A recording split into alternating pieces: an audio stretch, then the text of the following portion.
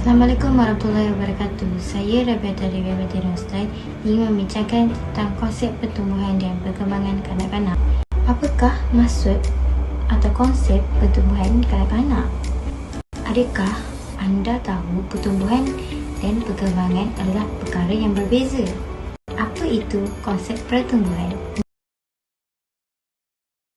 Menurut Carl E. Garrison, perkembangan seseorang individu dalam bentuk saiz badan, perubahan otot, tulang dan kulit. Manakala bagi Atan Alum pula, perubahan yang dapat diukur kuantitatif dari satu peringkat ke satu peringkat. Proses pertumbuhan ini diwarisi daripada keturunan. Seterusnya, menurut D.S. Wright and Taylor, pertambahan dalam pelbagai sifat luaran seseorang iaitu sifat jasmani, saiz tinggi dan berat badan. Kita lihat konsep perkembangan. Menurut Crow and Crow, perubahan secara kualitatif serta cenderung ke arah yang lebih baik dari segi pemikiran, rohani, moral dan sosial. Seterusnya, menurut Carl G. Garrison, perkembangan terhasil daripada tindakan yang saling berkaitan antara perkembangan jasmani dan pembelajaran. Semua perkembangan ini adalah mengikut urutan semula jadi dan bersifat sejagat. Manakala, menurut D.S. Wright and Taylor, perkembangan ialah perubahan yang berlaku dalam warisan hayat. Seterusnya, mari kita lihat tentang perbandingan proses perubahan yang berlaku dalam pertumbuhan dan perkembangan dalam kehidupan manusia. Mari kita lihat pertumbuhan dan perkembangan dari aspek jasmani dan mental. Dari aspek jasmani, pertumbuhan ialah saiz, berat, gigi, organella dan anggota. Manakala dari aspek perkembangan pula ialah kemahiran menggunakan anggota seperti berjalan, mendengar, berlari dan menari.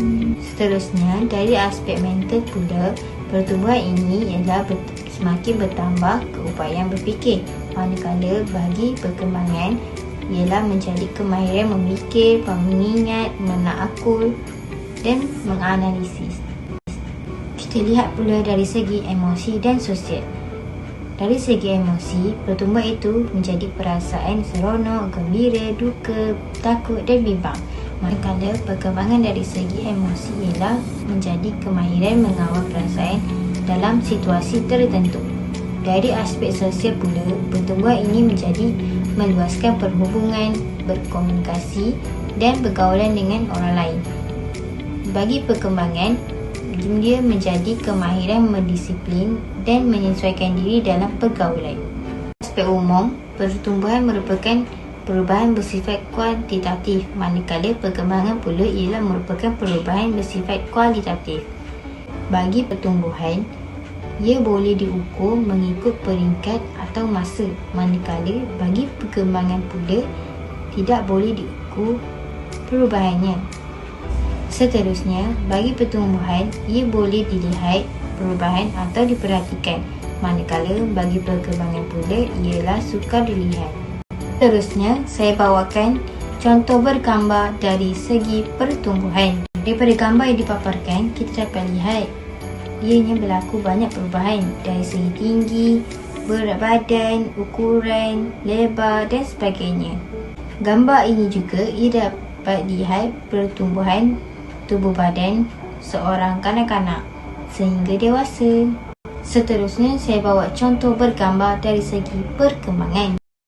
Kita lihat perkembangan dari seorang bayi. Daripada bayi, dia boleh jadi duduk, kemudian dia merangkak, kemudian dia berdiri, kemudian dia berjalan. Kadar kecepatan pertumbuhan seseorang adalah berbeza dan biasanya urutan adalah sama. Ajar daripada saya mengenai perkembangan dan pertumbuhan. Semoga ia dapat memberi manfaat kepada semua. Sekian, terima kasih.